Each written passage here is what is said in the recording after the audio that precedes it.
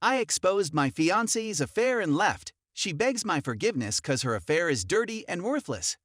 After dating for 2 years and living together for a year and a half, my fiancé, 30F, and I, 39M, decided to be married. On the 12th of May in the year 2021, I proposed to her. The two of us met via a dating service, and life has been wonderful since our first date. After 6 months of dating, we decided to start a new chapter in our lives by moving into a brand new apartment with 2 really cute kitties. Her family is wonderful, and we get along great with one another. Everyone was delighted with the outcome of the wedding. I work in higher education, and she is preparing to sit for the registered nurse examination at the moment. Despite the fact that we were on pace to have a kid by 2023, our parents couldn't be happier for us.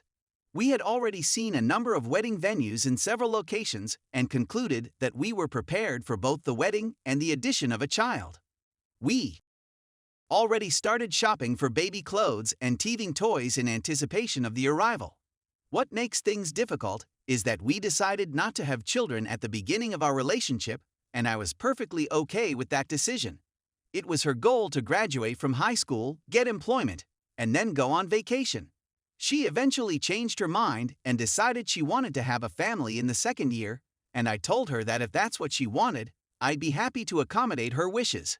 While she may have unconsciously believed that my statement indicated that I did not want to have children, I quickly engaged in the baby apparel and toy shopping, even commenting on how cute her friends' babies were. All of these factors point to me being prepared for a future dad bod with a beautiful mother. I had the impression that our future plans were on track. I made a clerical error. My fiancée does not use social media and is not as consumed with her phone as many other people.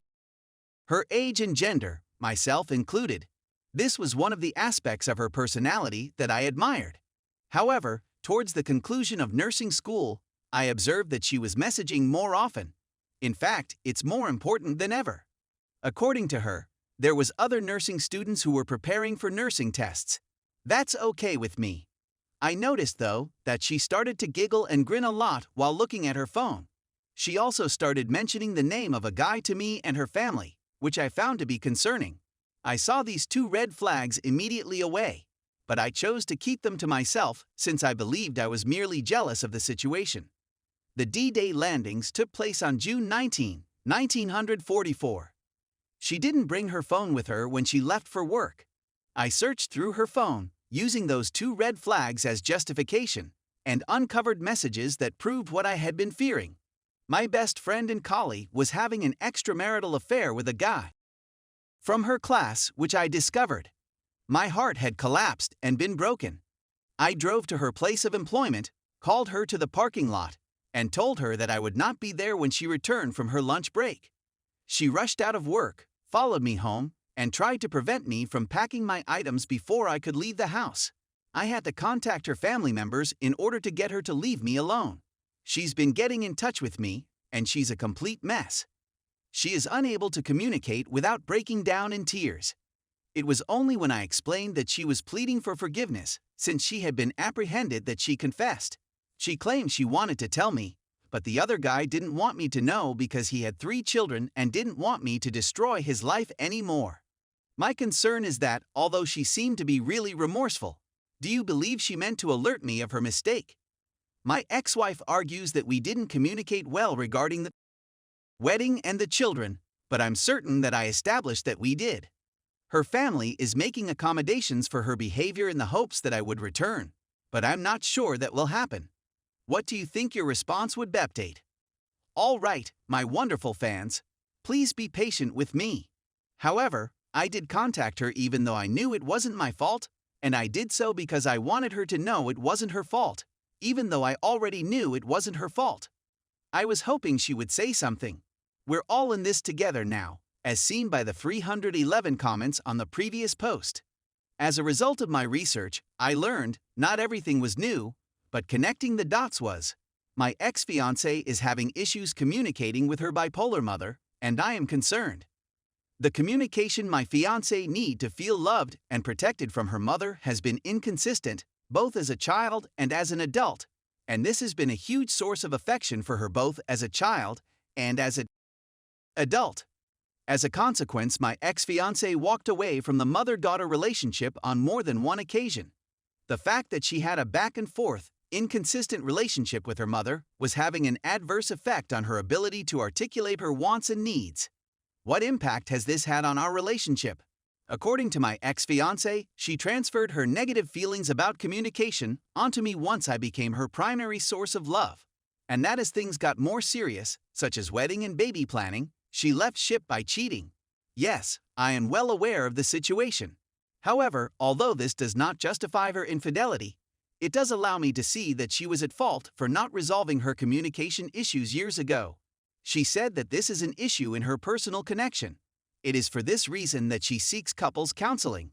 Consider the following. Her and I live in a very nice luxury apartment. I'm not flexing here, I'm simply letting you know what's at stake. To get us into this apartment, I worked very hard to acquire it and spent a lot of deposits and fees to do so.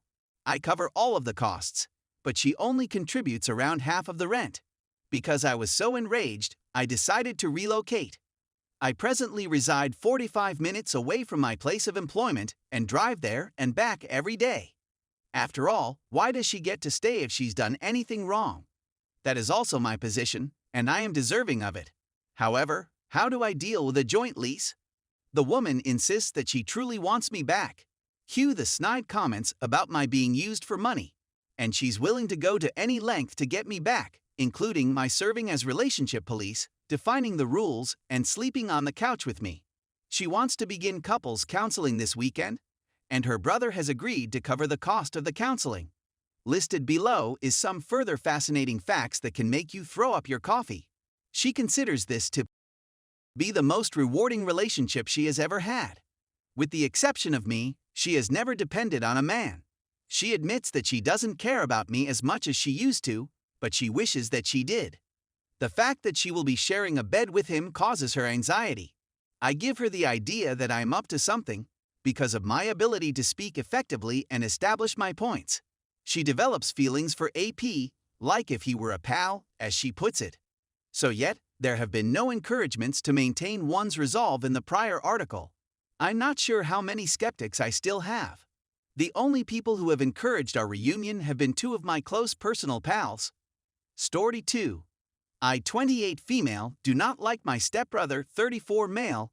Our parents have been married 10 years now. Dad married a woman who had 2 sons, both of whom were at least 6 years older than me, and they became his stepbrothers. One named Dave used to live in Texas, but moved back to the area 2 or 3 years ago. But by that time I had relocated for a job 2 hours away in another state. However, I have now returned to the house where my spouse resides. My encounters with him are limited to family gatherings, and whenever I do come into touch with him, he always manages to say something that is hurtful or upsetting to me. In one of our conversations, he informed me that I should marry and have children because that's what you do. For the record, he married a woman who had 2 children, aged 15 and 8 at the time of their marriage. Amy had just won another round of Jeopardy, which the family was watching last night. Amy was referred to as one ugly man by the male who went on to call her a he. At dinner, he goes on a tirade against social justice warriors. I told him that Amy is a girl, and he seemed surprised. Male said, "She is referred to as a he rather than a she. He's just a regular man." Female is a female, I spat angrily back. He eventually stopped talking, but his wife continued by remarking that Amy has manly shoulders. My husband and I made the decision to come home at that point. We said our goodbyes to my father and stepmother and then left the house together. There are more things he's mentioned, but the essay would be too long to include them all. All of this will be used against me, and I will be accused of encouraging conflict or pulling the family apart. A disagreement about something as innocuous as the inclusion of pineapple on pizza would be one thing. However, disagreements over basic human decency are quite another. Because it's a mixed family, I'm not sure how to approach this situation.